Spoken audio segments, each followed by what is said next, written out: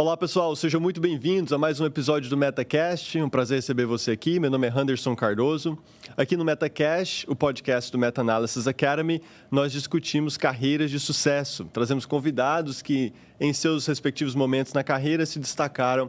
E hoje eu tenho a honra de receber comigo aqui no MetaCast André Dávila, lá de Santa Catarina, chefe da eletrofisiologia no Beth Israel Deaconess Medical Center, Harvard Medical School, e com passagens pelo Massachusetts General Hospital, pela Bélgica, Holanda, Mount Sinai em Nova York. Tem uma carreira brilhante, uma inspiração, um dos líderes na eletrofisiologia mundial. André, é um prazer receber você aqui. Muito obrigado pela participação. Muito obrigado pelo convite. Eu tenho visto alguns coisas que você posta. Eu sempre pensei, será que um dia o Anderson vai me convidar para ir no MetaCast? É um prazer estar aqui. Muito obrigado. Meu nome é André Dávila, eu sou eletrofisiologista cardíaco, né? É uma especialidade que requer que você faça o treinamento em clínica médica. Cardiologia, na época que eu me formei, era um pouco mais concentrado. Hoje exige 3 anos de clínica médica, 3 anos de cardiologia e 2 a 3 anos de eletrofisiologia. Eu estou com 59 anos agora e tenho sempre, desde o começo, tive esse interesse em trabalhar com coisas um pouco diferente, como a arritmia cardíaca, né?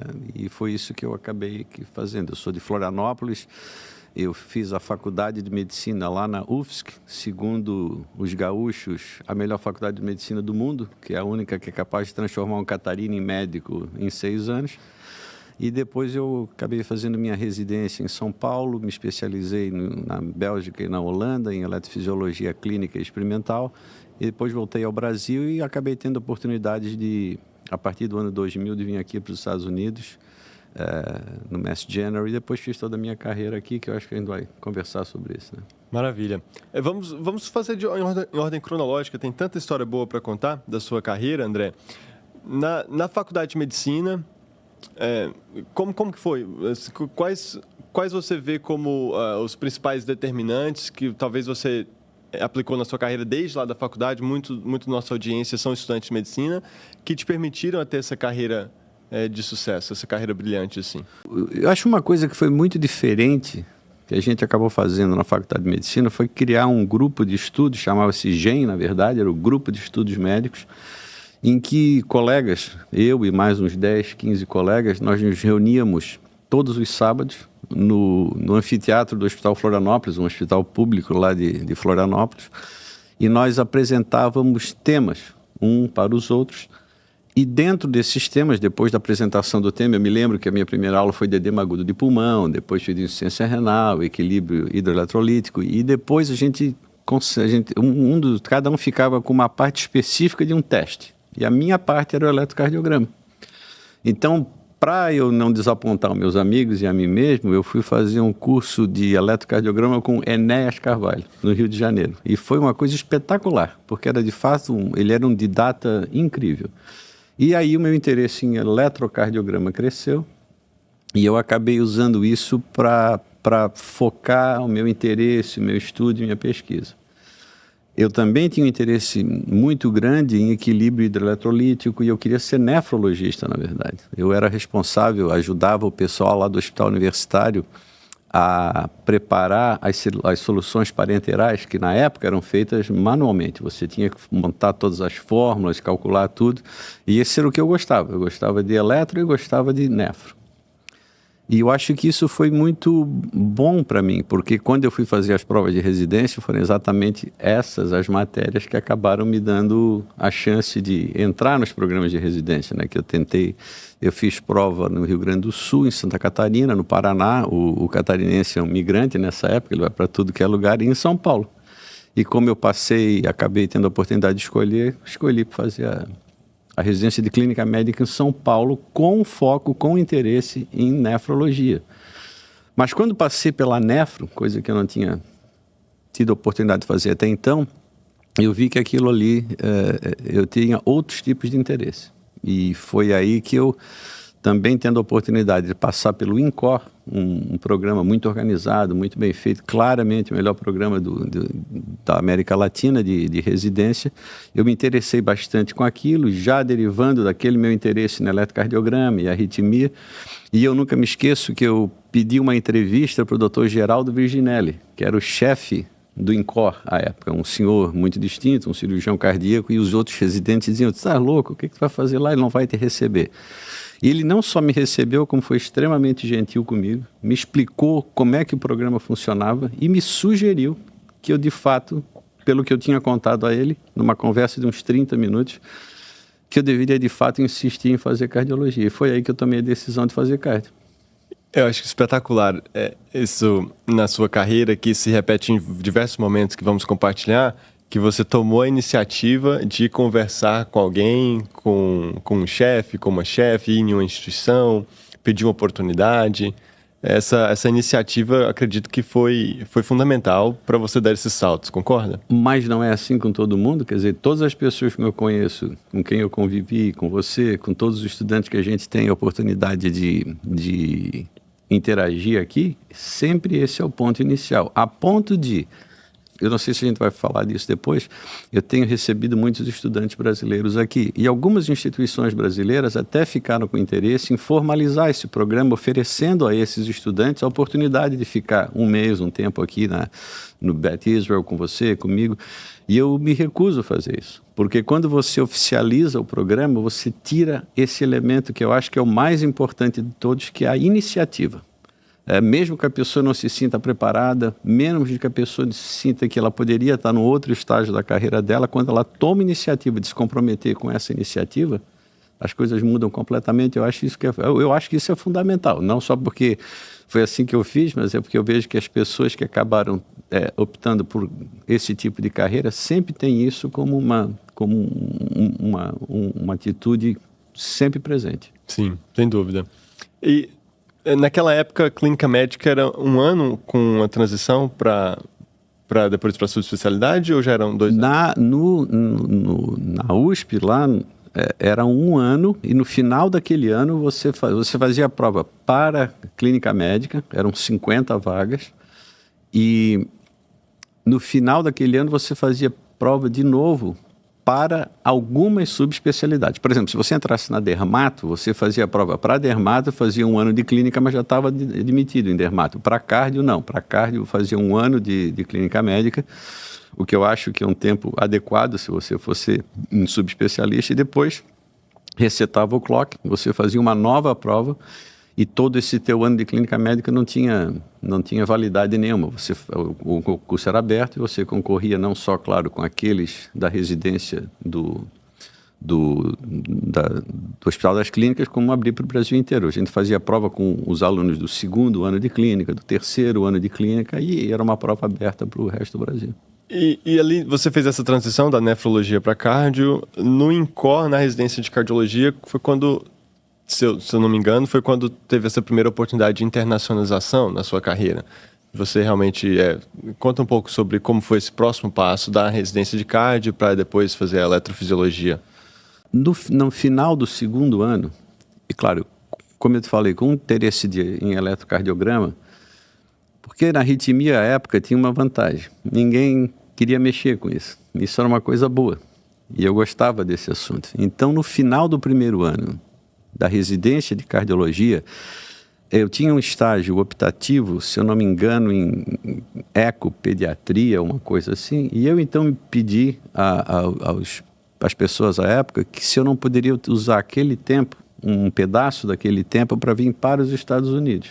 Fazer um curso de inglês, na verdade. Eu já tinha feito outros cursos, mas era uma outra fase da minha vida. Então, eu vim aqui para Boston, e nesse tempo desse mês que eu fiquei aqui em Boston, inclusive esses dias passei ali na frente do dorme que eu ficava, eu e um amigo meu da Nigéria, que dividíamos o quarto, e eu pedi então de novo uma entrevista no Brigham com o Peter Freedom, que à época era o chefe da eletrofisiologia, e descobri que a Universidade Federal de Santa Catarina era estado-irmão da Virgínia, com uma faculdade chamada VCU, na Virgínia. Então eu mandei na época era fax, não tinha e-mail e tudo, mandei um fax para o Dr. Kenneth Ellenbogen, que era o chefe lá e hoje é o presidente da Sociedade Americana de Arritmia, e eu fui fazer entrevistas com o Peter Friedan e peguei um trem e fui até Richmond para fazer entrevista com eles. E eu tinha a ideia de procurar essas residências fora do Brasil, mas eu realmente não entendia o processo, porque o acesso que vocês hoje oferecem a todas essas informações de steps e tudo mais, à época, pelo menos, eu não conhecia isso. Então, vim aqui, eles me explicaram e era complicadíssimo ter acesso a essas coisas. E aí depois foi na continuação disso em que eu tive a oportunidade de encontrar quem virou o meu mentor depois, que foi o Pedro Brugada, num curso que ele deu no Brasil, e eu então perguntando a ele durante o curso qual desses dois serviços, já que isso iria implicar um sacrifício enorme de minha parte, qual desses dois serviços seria o mais adequado? Boston ou Virgínia, né? Boston ou Virgínia. E eles, bem atípico, como os espanhóis são, ele diz, nenhum dos dois. Você tem que vir fazer a residência comigo.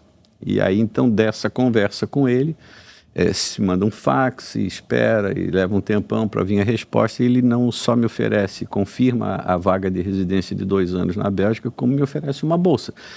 Quer dizer, entre todos os desafios que eu teria que enfrentar para vir para cá, e essa oferta dele num serviço que era um serviço muito conhecido na época, eu optei pelo caminho mais fácil, que foi aceitar a oferta da bolsa, e fui para a Bélgica, onde eu fiquei fazendo eletrofisiologia clínica durante 18 meses, e depois, com a ajuda dele, eu fui por uma razão específica, que a gente pode conversar depois, eu fui fazer um treinamento na parte experimental de eletrofisiologia com um grupo incrível de pessoas no AMC, no Amsterdam Medical Center, um grupo incrível de pessoas, porque eu era o único médico. Todos os outros que só entendiam muito de arritmia eram engenheiro eletrônico, era bioquímico, tinha era um grupo de umas 10 pessoas e eu não entendia absolutamente nada do que eles estavam falando, e eu fui lá para me treinar numa coisa específica, que era aprender a usar o sistema de perfusão de Langendorf para coração humano. A ideia era pegar, já nesse momento eu já tinha conversado de novo com o grupo do INCOR, com o Dr. Sousa, e ofereci a ele a possibilidade de eu voltar para lá para estudar coração de Chagas transplantado na solução de Langendorf. E aí, então, eu vou, fico 8 meses, volto para o INCOR e aí continua a coisa toda. Nessa breve explicação sua, você mencionou 3 nomes de pessoas muito importantes na eletrofisiologia na época, né? E até hoje, né? O Kenneth Allen Bogan, por exemplo, o Dr. Brugada e também o chefe de serviço aqui no Brigham também. E, de novo, pelo que parece, foi a sua iniciativa em bater na porta e buscar, inclusive sair daqui de Boston e ir lá para Virgínia, pegando o trem, para conversar com o Dr. Allen Bogan. O contato com o Dr. Pedro Brugada, ele foi ao Brasil, correto? Como é que foi essa? O Pedro, ele tinha um curso regular que ele já vinha fazendo há alguns anos em São José do Rio Preto. Quando o Pedro Brugada trabalhava na Holanda, ele recebeu vários médicos brasileiros para um treinamento de eletrofisiologia. E ele estabeleceu um contato muito grande com o Brasil, e ele fazia um curso em São José do Rio Preto. E foi justamente nesse curso que era frequentado por todo mundo que tinha interesse em arritmia no Brasil, que eu tive a oportunidade de encontrá-lo no restaurante e fui pedir esse conselho a ele, e para minha surpresa ele me oferece essa oportunidade, que eu aceitei, obviamente. E o violão? E a história do violão? Não, então, aí eu estava lá numa rodinha tocando violão, quando ele entrou no restaurante com a esposa, eu disse, pessoal, vou ali conversar com o chefe. E na volta, aí eu voltei e falei eu disse, olha, fui conversar com o Pedro e tal, fiquei ali tocando violão com o pessoal, e ele, na saída do restaurante, ele passa, bate nas minhas costas e diz assim, e quando você vier para a Bélgica, traz o violão. O pessoal na roda diz, o que está acontecendo aqui? Aí, obviamente, eu realmente não esperava que ele fosse dar sequência. Parecia, de fato, uma conversa de botequim. Mas eu mandei o fax como ele pediu, e 2, 3, 4 semanas depois, ele manda o fax de volta com essa resposta que eu te dei, o que de fato mudou minha vida. E, como você falou, se a iniciativa for legítima, ela é sempre muito bem-vinda. O problema da iniciativa É como se diz em Florianópolis, é você ser oferecido sem ser querido. É quando você força a iniciativa. Aí ela parece não autêntica. Aí as pessoas não querem se conectar com você, eu acho. Eu estou pensando nisso agora, nesse momento que você me fez a pergunta. Por que algumas iniciativas dão certo e outras não? As que dão certo são aquelas em que as pessoas que são abordadas sentem que você está sendo realmente interessado e legítimo, e não existe um interesse de criar atalhos, de criar oportunidades que não são aquelas que a formação normal precisa ter. Eu acho que aí você fica mais convincente.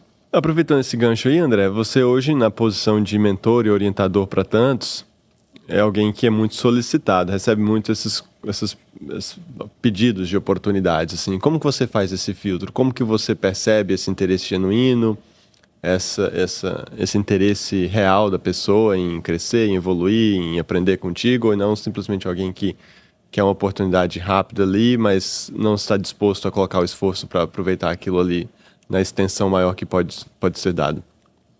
Isso é difícil, porque, na verdade, assim, em 2020, quando eu assumi aqui a chefia do grupo de arritmia, para minha surpresa, tinham 2 estudantes do Líbano no grupo de eletrofisiologia. Não é próprio, talvez, até para um estudante estar frequentando sessões de eletrofisiologia muito especializado, mas eles estavam aproveitando aquilo de uma maneira espetacular.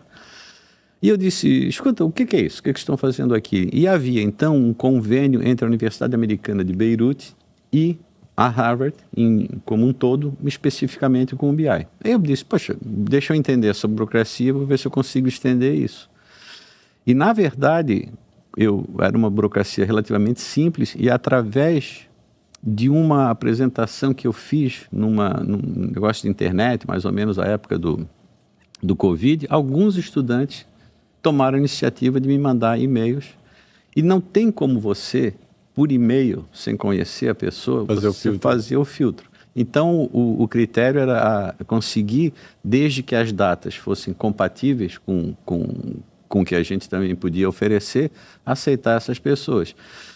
A gente recebeu mais de 80 estudantes aqui, 2 libaneses, 1 paquistanês, e na grande maioria das vezes, as pessoas, elas excedem muito aquilo que a gente esperava que elas fossem fazer. E o mais interessante é que elas vêm de todos os lugares do Brasil. E não há um padrão.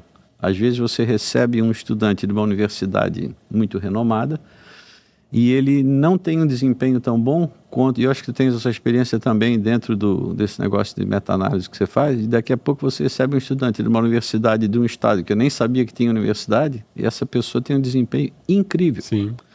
Então, isso é que é legal de você oferecer essa oportunidade. Só fazer um parênteses, eu tenho um aluno agora de Redenção do Pará, publicou o primeiro autor na Heart Rhythm. Redenção, 4º ano. E isso é que é importante, quer dizer, infelizmente a gente não tem um filtro. Eu também me desapontei com alguns estudantes, mas isso faz parte do processo. Mas na grande maioria das vezes é uma experiência muito interessante para eles, porque vem uma realidade diferente, desmistificam uma percepção, já que no final das contas, se é possível para você, é possível para mim, por que não pode ser possível para outros que têm esse tipo de iniciativa? E aprendem a importância do treinamento formal, e que eu sempre digo para eles, pessoal, o treinamento formal é importante porque ele libera o teu talento. Não adianta, é igual aprender a tocar violão de ouvido.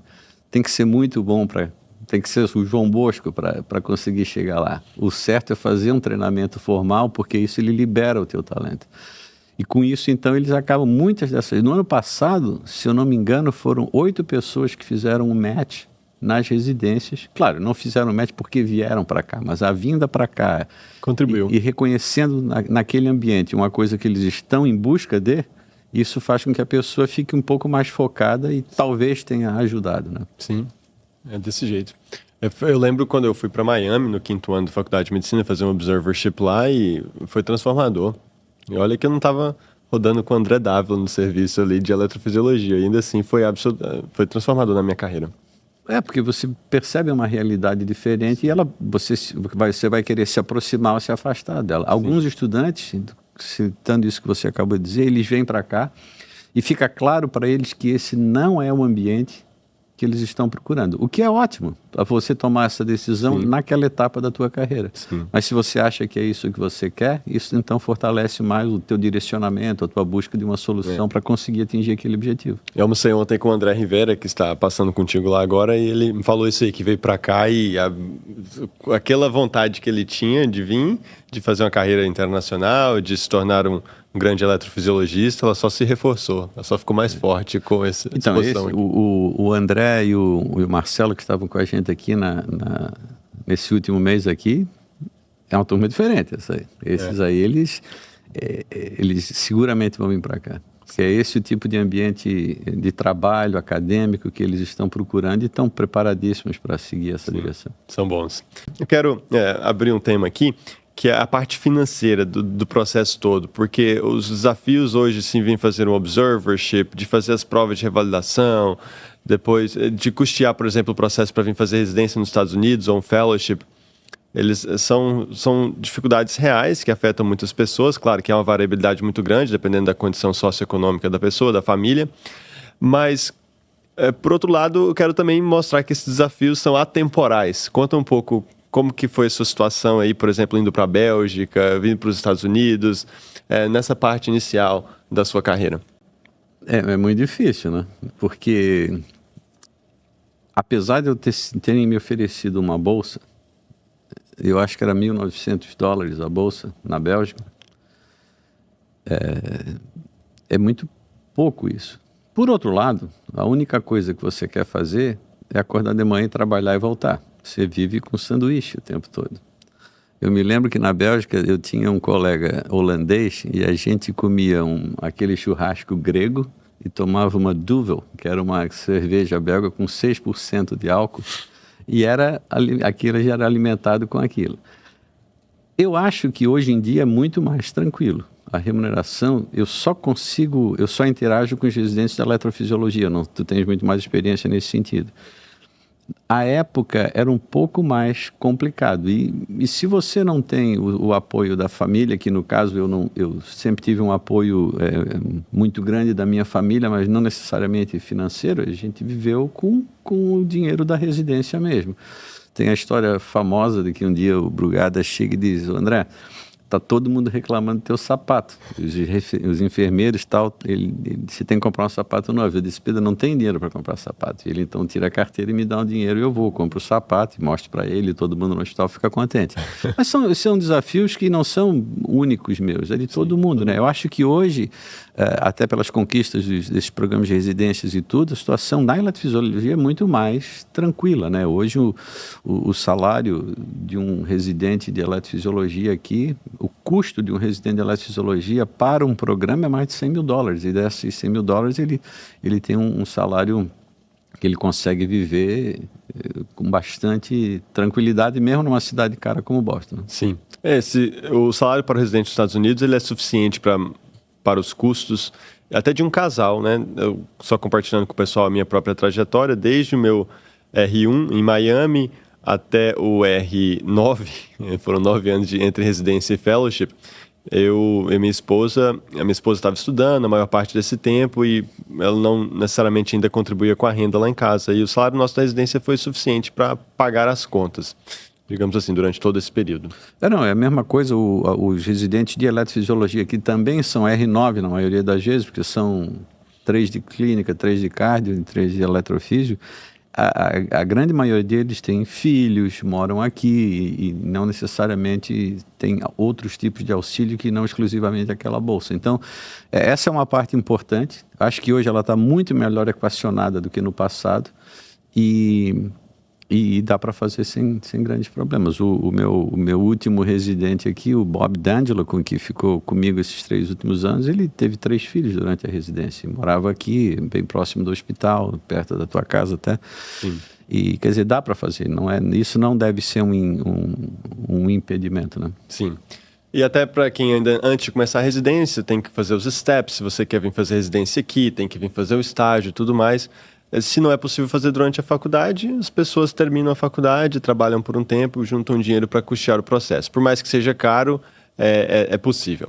André, eu quero falar aqui sobre ablação epicárdica. A ablação epicárdica é uma técnica hoje usada universalmente e o André foi um pioneiro, né, no desenvolvimento dessa técnica. André, explica pra gente o que é, como que foi o desenvolvimento da ablação epicárdica aí na eletrofisiologia, por favor. Essa é uma história muito bacana da eletrofisiologia brasileira, né? O Brasil tem uma situação peculiar que reuniu a doença de Chagas, que é endêmica na América Latina, e uma escola de eletrofisiologia muito estruturada, dado o pioneirismo do Instituto do Coração, do Dr. Eduardo Sousa e do Dr. Maurício Scanavaca, que foram os líderes nessa área desde há muito tempo. O desafio do Chagas era que, apesar do Chagas ser uma doença isquêmica, o que acaba se criando a cicatriz no Chagas é uma isquemia terminal nessas áreas de watershed regions of the heart, ou seja, no ápex e na parede infralateral-basal. A maioria das taquicardias ventriculares do Chagas vem da parede infralateral-dorsal. E a gente tinha experiência em fazer ablação, que é esse processo através do qual você movimenta catéteres dentro do coração, encontra os focos de arritmia e queima esses focos. A gente tinha uma experiência em ablação de outras formas de taquicardia ventricular, na doença isquêmica, nos pacientes não isquêmicos, que era compatível com os resultados do mundo inteiro à época. Mas não na doença de Chagas. Apesar do substrato de Chagas, do ponto de vista patológico, ser muito semelhante à doença isquêmica, o resultado da ablação era muito ruim na doença de Chagas. Aí então eu vou fazer minha residência na Bélgica. O Pedro Brugada me convida para dar uma aula, ele foi muito bom comigo, ele me deixava dar muitas das aulas dele e eu guardava então, por causa, acho que da história do sapato, que ele não queria mais gastar dinheiro, ele me dava o honorário e me foi extremamente bom para mim isso. Numa dessas buscas, numa aula que eu fui dar na Alemanha, eu fazendo uma revisão de texto, eu encontro um artigo de 1990 do Dr. Bob Svensson, que depois se tornou um amigo pessoal, foi ao ENCORE e tudo mais. Eu encontro um paper dizendo, olha, nos pacientes infartados, portanto, um substrato isquêmico, após o infarto de circunflexa, ou seja, na parede infralateral dorsal, exatamente onde é o ponto do Chagas, em 15% desses pacientes eu preciso fazer a ablação pelo lado de fora do coração, pelo lado do epicárdio. Então eu mando um fax para o Dr. Sousa e digo, Dr. Sousa, eu acho que tem uma coisa aqui. Eu acho que o Chagas é um circuito epicárdico. O Dr. Sousa e o Maurício já tinham feito observações vendo que o seio coronário, que é aquela veia que vai pelo epicárdio do coração, tinha sinais anômalos sugestivos de que, de fato, o circuito pudesse estar do lado de fora do coração. E aí, então, eu peço ao Dr. Sousa um auxílio para ir para a Holanda, para aprender a fazer a solução de Langendorf, para, ao voltar ao Brasil, fazer disso a minha tese de doutorado, para estudar se, de fato, os circuitos nos corações transplantados de Chagas, os circuitos eram epicárdicos. E a gente começa a fazer essa pesquisa. Nisso está todo mundo animado, a gente está indo para o centro cirúrgico, tentando colaborar com os colegas cirurgiões, mas é uma colaboração que, por uma série de razões, ela é mais difícil, está todo mundo ocupado, ninguém tem tempo. E a gente buscando essa solução para o epicárdico. Até que num belo dia, em 95, por sugestão, aceitando a sugestão de um dos nossos anestesiologistas, o Dr. Piccioni, o Dr. Maurício Scanavaca, que é eletrofisiologista, tem uma experiência incrível em eletrofisiologia, ele aceita a sugestão de tentar entrar no espaço epicárdico sem derrame, espaço pericárdico seco, com uma agulha. E o anestesista sugere que se usasse uma agulha de TUI, que é a agulha processo epicárdico. E o Maurício faz isso. O primeiro caso, sem nenhuma tentativa de fazer isso experimentalmente, o primeiro caso dá certo, ele tinha muita experiência em procedimento de eletrofisiologia, e esse então inaugura uma nova fase da eletrofisiologia mundial. Isso é feito, então, em 3 outros pacientes. A gente publica, obviamente o arquivo é rejeitado, volta 10 mil vezes, porque isso não é possível, só pode ser feito no Brasil, aquela coisa toda, mas o artigo vira, então, ele é publicado e merece a capa da revista, uma revista importante na época. Como, então, ficou provado por esses estudos eletrofisiológicos no epicárdico que o circuito, de fato, era epicárdico, a próxima etapa era saber como é que a gente tratava isso. Então eu mudo o tema da minha tese, que agora passou a ser não tinha mais interesse, porque foi possível provar de uma outra maneira, e eu mudo então para saber como é que a gente faz a ablação do lado de fora do coração, que é um ambiente completamente diferente do lado de dentro.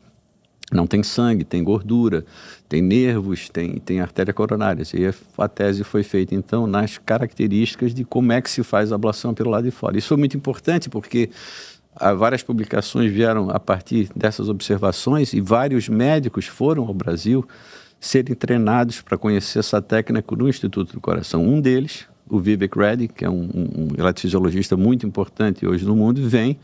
Nós nos tornamos amigos imediatamente, ele é mais ou menos da minha idade, e eu tinha um recurso que eu tinha conseguido, na tentativa de continuar fazendo essa pesquisa, com uma nova tecnologia de ablação, eu tinha um recurso de uma empresa, e eu apresento a ideia para ele e digo a ele, olha, eu tenho tanto de orçamento para fazer isso. E ele diz, vem fazer no Mass General. Isso é em 2000, o doutorado foi em 99, acho que 2000, 2001. E é claro, é óbvio que eu aceitei a oferta e eu vim para cá com esse recurso que eu mesmo trouxe e era para ficar 3 meses, acabei ficando 18 meses aqui. E foi a partir dessa interação que eu tive com ele que depois então eles me oferecem a possibilidade de voltar ao Mass General como médico. Porque depois de 18 meses fazendo a parte de pesquisa experimental muito produtiva, a gente publicava semanalmente quase, e ter tido a oportunidade de conviver com eles de uma maneira muito, muito bacana, eles disseram, fica aí. Eu disse, mas não quero ficar só fazendo pesquisa, eu sou um eletrofisiologista clínico, eu sinto falta dos pacientes. E aí então eles me oferecem um dia, eles dizem, então nós vamos procurar uma maneira de trazer você para cá como médico se você quiser. Levou 2 anos para que essa burocracia fosse feita, mas depois então eles arrumaram um jeito e eu voltei para cá como eletrofisiologista clínico. É só ressaltando a importância do que o André acabou de contar, pessoal. A ablação epicárdica, por essa técnica que o André acabou de descrever, é mundialmente utilizada em diversas condições clínicas diferentes, né? Chagas sendo uma delas, mas isso se expandiu bem além de Chagas, correto, André? Isso, então, aí era muito engraçado porque a gente acabava publicando no Chagas, depois no chagásico, depois na displasia tipogênica de VD, e num desses artigos o revisor diz, bom, só falta agora vocês provarem que isso está presente em todas as fórmulas de cardiomiopatia.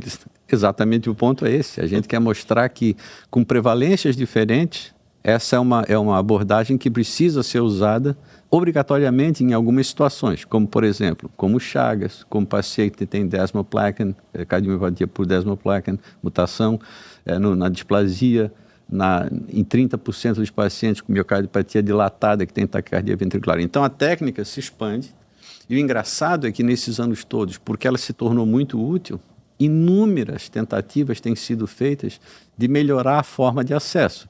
Já que empurrar uma agulha em direção ao coração pode dar medo num monte de gente. Sem derrame pericárdico, né? Inúmeras tentativas têm sido feitas, todas válidas. A gente tem participado dessa tentativa de desenvolvimento nesses anos todos, mas a gente acaba sempre voltando à técnica original. Isso é muito importante. Isso foi uma coisa muito importante para a gente, porque como a gente foi muito preciso e relatou tudo em relação às complicações, aos problemas, às vantagens, posteriormente, outros grupos confirmaram essas observações do grupo do Instituto do Coração, o que nos colocou, de fato, como parte do grupo. É muito ruim quando uma descrição é feita e você não consegue nunca mais reproduzir os resultados daquela publicação. Não foi o que aconteceu com essa técnica e hoje ela de fato, é utilizada no mundo inteiro, dependendo do tipo de doença que você esteja lidando. Mas a gente, por exemplo, aqui, eu dou um curso 5 vezes por ano só disso. E a gente faz um curso de hands-on no animal, no laboratório de experimental, e fica sexta-feira e sábado fazendo casos em que os médicos vêm assistir, e eles têm a possibilidade de treinar isso dentro de um ambiente de laboratório de experimental. Mas mesmo hoje, que são 30 anos depois praticamente da descrição da técnica, o interesse ainda é enorme e continua a existir. Claro, com o avanço da eletrofisiologia e novas formas de energia tendo sido utilizadas, pode ser, o que é totalmente normal e esperado, que a necessidade de se fazer esse procedimento venha a diminuir no futuro, mas até hoje não aconteceu. Na verdade, o interesse continua a crescer e está indo tudo bem. Perfeito, sensacional. André, e você então vem para Boston, fica lá no Massachusetts General Hospital,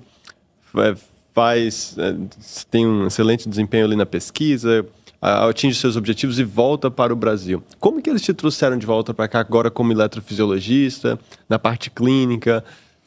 Conta um pouco desse caminho assim de trazer alguém como você que tem uma habilidade extraordinária para atuar na parte clínica. Eu queria só te contar uma história interessante. Aquela vez que eu te falei que eu vim para fazer as entrevistas e fazer o curso de inglês, eu estava no final do primeiro ano de cardio. Então, eu ia às quartas-feiras na reunião do New England, que era no anfiteatro do Mass General. E com isso, eu levei umas ideias daquela reunião lá para o Brasil e uma pessoa que meu mentor à época, eu gostava, tinha trabalhado muito gente, que era o Dr. Alfredo Mansur do INCOR, que era responsável pela reunião anátomo-patológica dos arquivos brasileiros de cardiologia, a gente acabou implementando uma série de sugestões.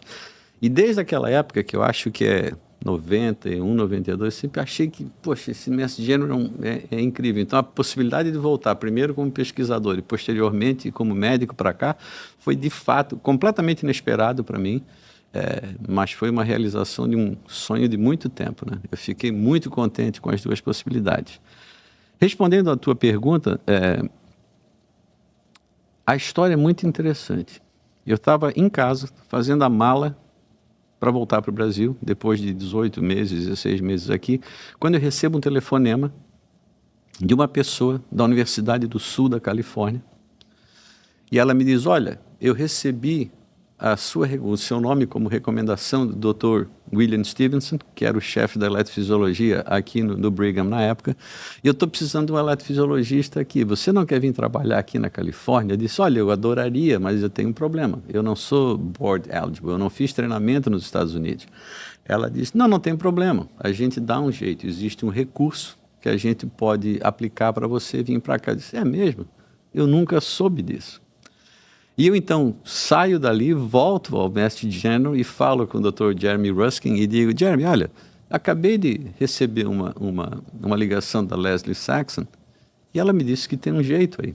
Ele disse, será?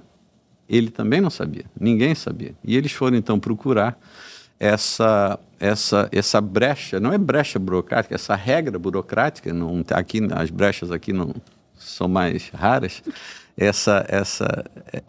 esse recurso burocrático para que uma universidade e um hospital acadêmico pudessem convidar médicos para vir trabalhar como médicos aqui, mesmo não tendo eles feito o treinamento formal nos Estados Unidos. E aí o processo em si eu não conheço, não sei como é que é, mas eles aplicam então para um visto O1, e 2 anos depois da minha saída daqui, que a universidade tem que concordar com isso, o hospital tem toda a questão de ter o privilege no sentido de você poder fazer os procedimentos no hospital, ainda mais eletrofisiologia, que são procedimentos altamente invasivos. Mas por conta da passagem e da importância que aquela técnica epicárdica tomou, eles criaram um programa para que se iniciasse a ablação epicárdica no Mass General e me convidaram para vir fazer esses procedimentos aqui. Os procedimentos, depois que eu vim, que o Vivek foi ao Brasil, eles já estavam acontecendo, mas eles queriam ampliar isso. E eu nunca me esqueço que quando eu vim, uma semana depois de eu estar aqui, o meu primeiro caso que aparece para eu fazer é justamente uma TV epicárdica de um paciente que tinha sido submetido à ablação previamente pelo Dr. Mark Josephson, do Beth Israel, que é onde hoje eu trabalho. Então foi o Mark Josephson, né, o pai da eletrofisiologia americana, e eu tendo que fazer aquele caso que foi ótimo, porque deu tudo muito, muito, muito certo, com exceção do fato de que como o paciente tinha cirurgia cardíaca prévia, a gente não conseguia entrar com a agulha, então eu falei com uma médica chamada-se Jennifer Walker, que era uma cirurgiã cardiovascular no Mass General, e disse, Jennifer, será que você não pode ir lá no laboratório de eletrofisiologia e fazer uma toractomia para mim lá? E ela disse, claro, sem problema nenhum. Uma coisa que foi totalmente inesperada, não custava pedir, e eu esperava que ela dissesse não, que a gente ia ter que levar o paciente para o centro cirúrgico e tudo mais, o que aumenta a complexidade do procedimento muitas vezes. Ela disse, imagina, claro, só me dizia o dia que eu vou lá e faço. Quando eu chego no laboratório, o pessoal diz, como é que tu conseguiste fazer isso? Como é que, aqui a gente está pedindo não sei para quem, tantos anos. Olha, me deram o nome dela, o meu amigo Marcos Vidal Melo, anestesista à época no Mass General. Olha, tem uma cirurgiã cardíaca aqui, que ótimo, vai lá, fala com ela. E eu falei com ela e ela topou na hora, o que então virou uma rotina no Mass General. Hoje é muito difícil você conseguir que um cirurgião venha ao laboratório de eletrofisiologia fazer isso. Mas na época foi uma coisa tão espontânea e a gente continuou fazendo isso durante um tempo lá e esse procedimento deu muito certo. De fato, o paciente era um Chagasio, que tinha trocado a válvula mitral, um senhor da Colômbia, e tinha um circuito epicárdico e deu tudo certo. E aí a coisa é só uma continuação de continuar a trabalhar, que aí deu tudo certo. Muito bom, André. E como foram esses anos lá no Massachusetts General? Quanto tempo você ficou lá? Eu fiquei do final de 2003 até 2009. Foi espetacular. É uma coisa realmente... O ambiente era muito bom. Era uma época em que a gente era muito produtivo do ponto de vista acadêmico, em coisas novas, eletrofisiologia mudando, explodindo. Foi muito interessante, foi muito, muito, muito gratificante. Agora, eu sempre conto essa história. O pessoal acha que tem uma infraestrutura tremenda, que você tem 40 pessoas escrevendo para você, que você tem 20 pessoas coletando dados. A gente ficava no hospital cumprindo as questões administrativas e médicas, e depois ficava fazendo pesquisa 11 horas, meia-noite, sábado, domingo.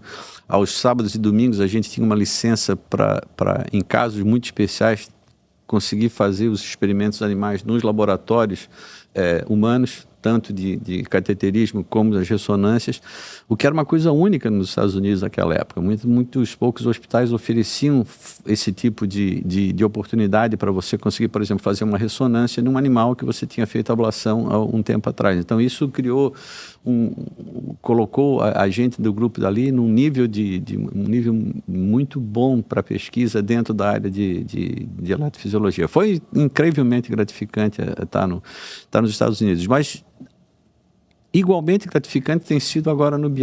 É diferente momento da carreira, né? Eu venho primeiro como estudante de inglês, depois como pesquisador, depois como médico. Todos esses momentos tiveram uma coisa que me deixou muito satisfeito em cada oportunidade, tal agora como está acontecendo no Beth Israel, que seguramente é a melhor fase da minha vida profissional, incrivelmente produtivo do ponto de vista acadêmico. E eu quero conversar sobre isso, então só para a gente seguir a ordem cronológica aqui e também ganhar um pouquinho de tempo, aí depois do Massachusetts General você vai para o Sinai, Nova York, correto? Isso, aí o Dr. Valentin Fuster, à época, convida o Vivek para fazer uma entrevista. Eles estavam procurando, eu tinha voltado do Monte Sinai porque por conta do epicárdico a gente fazia proctoring em vários laboratórios, eles tinham me convidado para ir ao Sinai para fazer um caso, e eu tinha ido sem nenhuma expectativa de ir para lá, né? O Dr. Valentin Fuster, o cardiologista mais importante dos Estados Unidos à época, convida o Vivek vai, e aí a gente muda para Nova York, não sem antes passar por Miami. Porque nós saímos do Mass General para começar o serviço de eletrofisiologia. Eu e o Vivek e o Dr. Srini Dukpari, que era o nosso residente que veio conosco, para começar o serviço de eletrofisiologia na Universidade de Miami, que eles tinham acabado de comprar o hospital novo. Sim. Mas por uma série de razões, um ano depois a gente optou por deixar Miami e vir para Nova York, no Monte Sinai, onde a gente ficou até de 2009, final de 2009 até 2013. Quando aí então eu decido voltar para o Brasil para começar o serviço de eletrofisiologia ou para criar outras oportunidades, um serviço pequeno que a gente já tinha lá em Florianópolis e aí a gente fez essa opção de voltar para lá. Conta mais sobre isso, por favor. Depois de passar pela Bélgica, Holanda, Massachusetts General, na pesquisa com médicos, Sinai, entre os maiores nomes da eletrofisiologia mundial, você decide sair dos Estados Unidos e voltar para o Brasil, voltar para Santa Catarina. Por quê e como foi essa transição? Esse é o imponderável, né? É a insustentável leveza do ser na sua plenitude. Chegou um determinado momento em que eu tinha que voltar para o Brasil. Eu queria fazer isso que eu tinha feito aqui lá, em Florianópolis. Havia um hospital, que até onde a gente tem esse serviço até hoje lá, um hospital pequeno de 100 leitos, que deu um apoio inicial para a gente voltar e montar esse serviço de eletrofisiologia lá, e foi extremamente gratificante para mim, para fazer isso. Não foi fácil, porque não é fácil voltar para o Brasil. Mas talvez em Florianópolis, por eu ter me formado lá, minha família está lá, eu sou muito conectado à minha família, eu precisava realmente, junto com a minha esposa Cristiane, a gente precisava voltar para lá, a gente queria voltar para lá e tentar essa... Não era nem tentar, não fui para tentar, fui para fazer. Não é se ia dar certo ou não, era quanto tempo ia levar para dar certo. E, claro, eu vinha com uma carga de conhecimento, de experiência bastante grande, o que facilitou muito a implementação do serviço, e esse serviço se tornou um serviço muito bom no Brasil, para uma cidade pequena como Florianópolis, né? Depois, posteriormente, nós fomos os primeiros a fazer uma série de procedimentos na América Latina, a gente passou a receber pacientes de outros países, uma coisa que era completamente inesperada para uma cidade do porte de Florianópolis e de um hospital do tamanho de Florianópolis. Então foi muito gratificante. E não só isso, depois quando eu saio de toda essa trajetória, digamos assim, acadêmica, eu vou para uma private practice no Brasil, em Florianópolis, e volto depois para Boston na academia, a experiência que eu tive nesses 6 anos que eu fiquei em Florianópolis, 6 anos, eu trouxe e acabou me ajudando muito a solucionar problemas administrativos aqui no Beth Israel. Então, veja, não tem certo, não tem errado. A questão toda é que eu acho que essas grandes guinadas, essas grandes decisões na sua vida, elas não são racionais. Você simplesmente sente uma vontade, um impulso de fazer aquilo e você vai e faz. Porque se eu fosse colocar no papel os prós e contras de continuar no meu escritório em Nova York, que dava de frente para o Central Park, ou tentar começar um serviço de eletrofisiologia em Florianópolis, a resposta é meio óbvia, né? Mas quando você tem um impulso, tem aquela vontade de fazer uma coisa, não tem jeito. E quais foram os desafios? São muito grandes, né? São muito grandes, porque é uma distância muito grande entre o treinamento, entre o nível de conhecimento, entre o comprometimento que tem aqui e que tem no Brasil. E você, claro, nessa volta, você tem que saber se colocar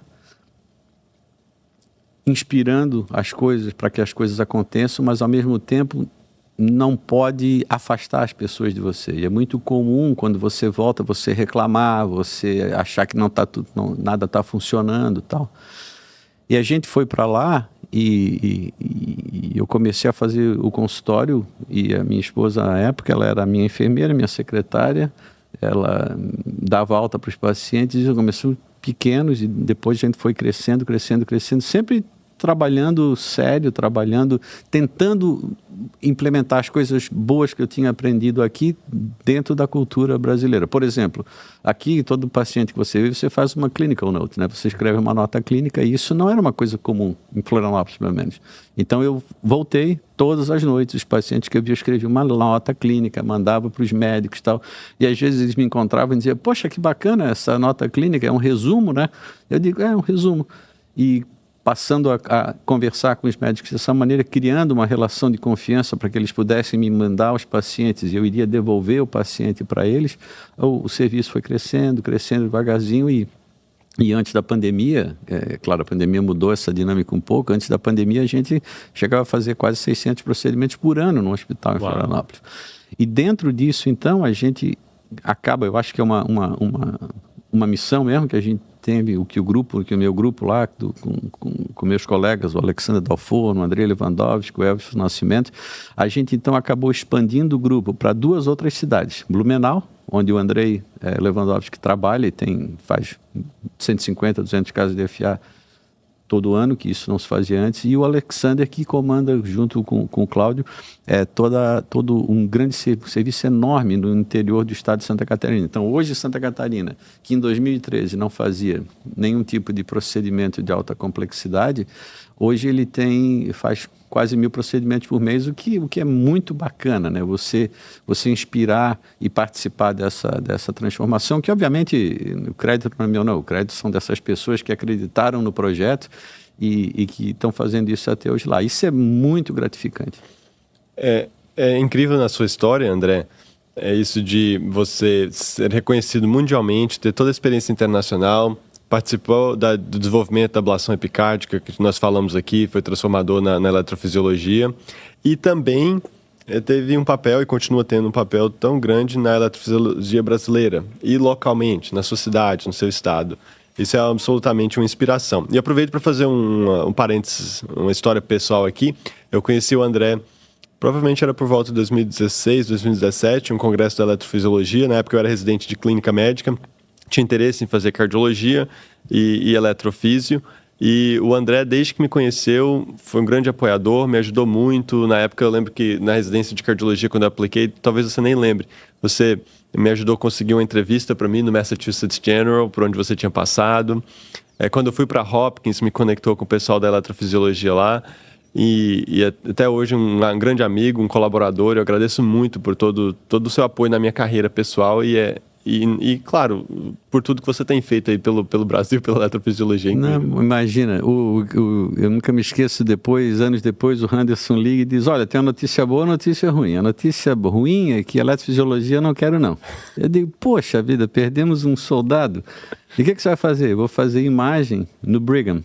Eu digo, olha, eu estou indo para Boston também. E aí, quando eu cheguei aqui, eles foram o primeiro casal, o Henderson e a Carol foram o primeiro casal que a gente recebeu em casa, nem móvel tinha, lembra? Que era no meio da pandemia, para jantar com a gente. Esse foi ótimo. Maravilha. André, para a gente finalizar, o papo está muito bom, poderia continuar muito tempo aqui, mas conta um pouco sobre como foi receber esse convite para voltar. Depois de estar no Brasil, desenvolver o serviço lá, e agora recebeu o convite para chefiar a eletrofisiologia no Beth Israel Deaconess Medical Center, Harvard Medical School. É uma cadeira como chief. Conta um pouco disso. Então, é como se eu nunca tivesse saído de Boston, na verdade. Eu sempre gostei muito dessa cidade aqui. E em 2017, se não me engano, eu fui convidado para participar do processo seletivo formal para chefe do Mass General. As minhas chances, obviamente, eram remotas, os outros candidatos eram pessoas excepcionais, mas eu sempre mantive o contato. E eu sempre fui muito próximo do Dr. Mark Josephson, que acabou se tornando um amigo pessoal ao longo da vida, que era o chefe do Beth Israel. Ele havia me convidado para trabalhar com ele algumas vezes no passado, mas não de uma maneira séria. Vamos lá, vamos trabalhar e tal, não sei o quê. E quando o Mark morre em 2018, eles começaram a procurar um chefe e, aparentemente, numa dessas conversas, onde é que está o fulano, onde é que está o ciclano, não sei o quê, alguém cita o meu nome. E eles, então, dizem, vamos ligar para o André, vamos ver o que esse louco está fazendo. Então, eu recebo um e-mail. Olha, nós estamos procurando por um chefe, já havia um anúncio formal no New England, como é o processo natural daqui, e eles me ligam e dizem, você tem interesse em passar aqui para fazer uma entrevista? Aí eu faço a entrevista em 2019, e havia uma preocupação muito grande de que o chefe da medicina não ia entender o que um brasileiro estava vindo fazer aqui. Então eu saio do Beth Israel, da sala da chefia da cardio, vou até o outro prédio e aparentemente eles estavam apavorados, porque eles tinham gostado da conversa, mas claro, a decisão é do chefe da medicina. E eu chego na sala do chefe da medicina e ele diz, você que é André Dávila, vem cá. O que você faz e tal? E ele começou a se interessar por umas histórias de Amazônia, de Brasil, ele tinha uma clínica na África e tal. A conversa não teve nada a ver com a eletrofisiologia. E aí, quando eu volto para o prédio da cardio, eu volto lá e diz, olha, acabei a entrevista com o Zaidel. Ele disse, não sei o que você falou, mas ele te adorou. Você quer trabalhar aqui? Aí eu digo, eu vou conversar com a minha esposa, eu te dou uma resposta posteriormente. E aí apareceu o Covid. Isso eu estou te falando de outubro de 19, setembro de 19. E aí apareceu o Covid, a gente aceitou a proposta, até porque não tinha nada acontecendo em lugar nenhum nesse início de 2020. E ali na metade de 2020, que foi mais ou menos a época que você veio também. Sim, foi julho de 2020. E aí a gente veio para cá. E tem sido uma experiência muito, muito gratificante, né? A gente tem um volume de pacientes que é incrível. A gente faz 1.100 ablações de FA por mês no Beth Israel, um crescimento muito grande nos últimos 4 anos, que a gente fazia 300, agora praticamente quadruplicou o volume e um nível de complexidade muito grande que a gente acaba trazendo pacientes dos Estados Unidos inteiro para fazer procedimentos aqui. O fato da ablação epicárdica ser uma ablação tão conhecida e o meu nome está conectado a isso de alguma forma, acaba direcionando pacientes, colegas que mandam casos complexos para fazer aqui.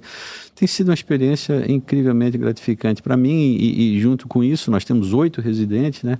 O que te permite então estar sempre publicando coisas e fazendo esse tipo de publicação. Tem sido muito bom, tem sido incrível. Na verdade, como eu te falei antes, por incrível que pareça, né, esse é o pico da minha carreira profissional, da minha competência técnica, então tá tudo certinho. Na cadeira do Mark Josephson, né? Na cadeira do Mark, o que é uma honra para mim, né? É demais.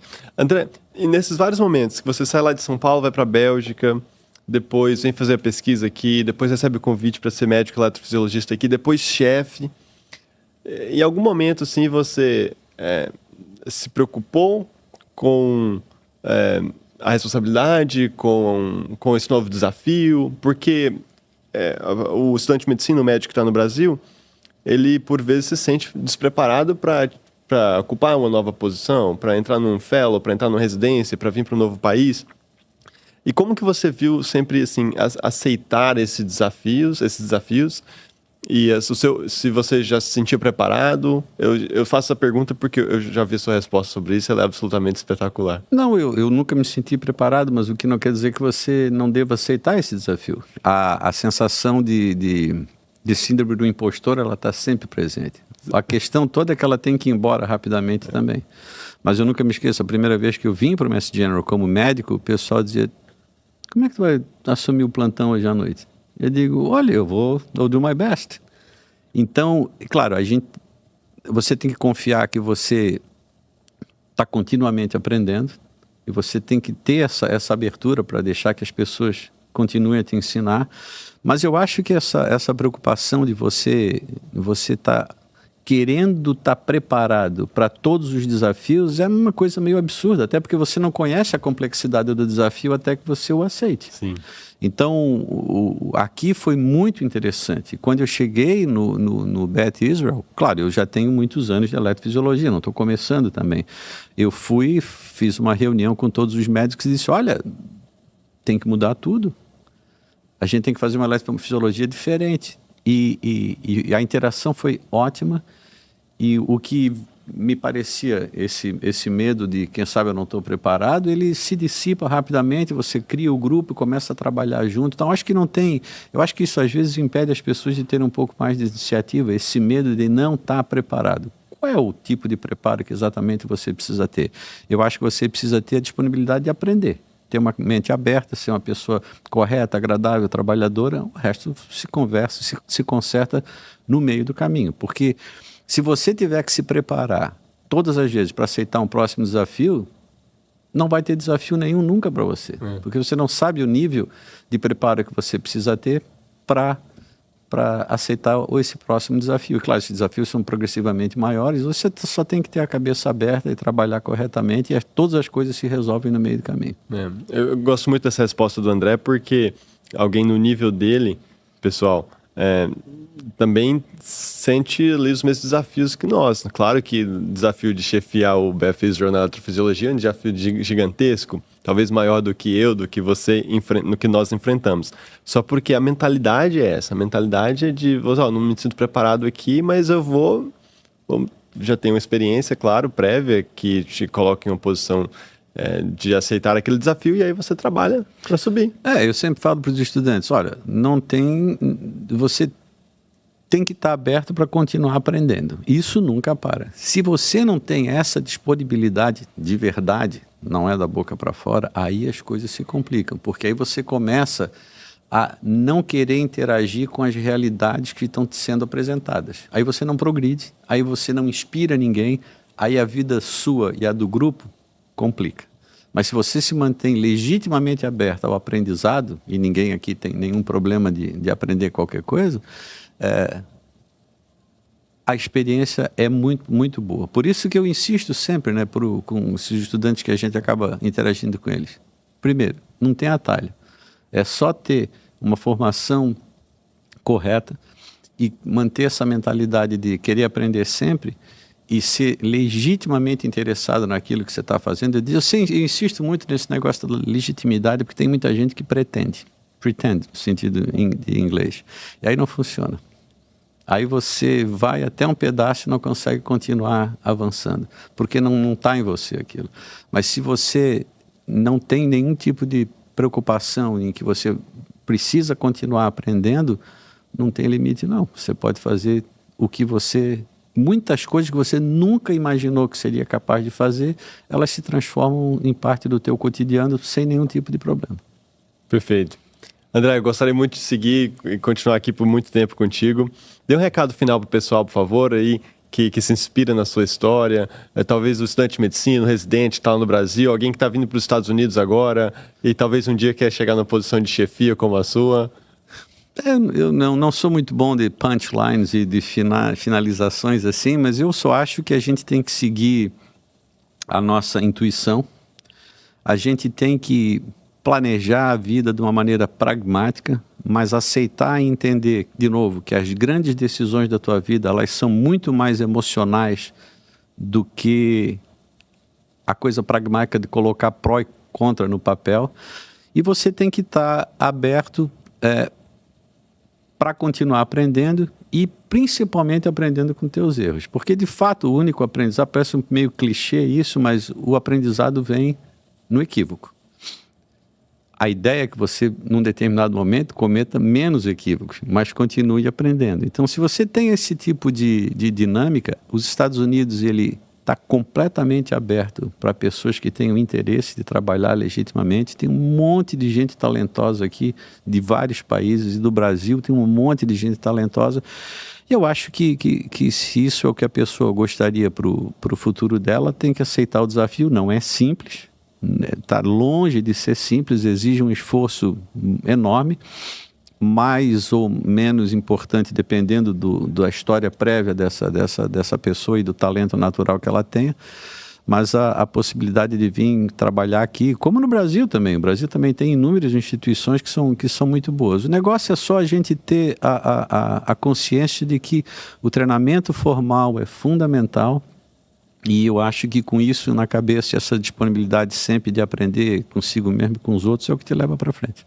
Perfeito. André, muito obrigado pela sua participação aqui no MetaCast, uma honra. Muito obrigado pelo todo o apoio pessoal que você teve na minha própria carreira e como inspiração e mentor para tantos, né? O que você fez pela eletrofisiologia, pela cardiologia, pelo médico brasileiro, pelo paciente brasileiro é absolutamente incrível. Muito obrigado pela sua participação aqui.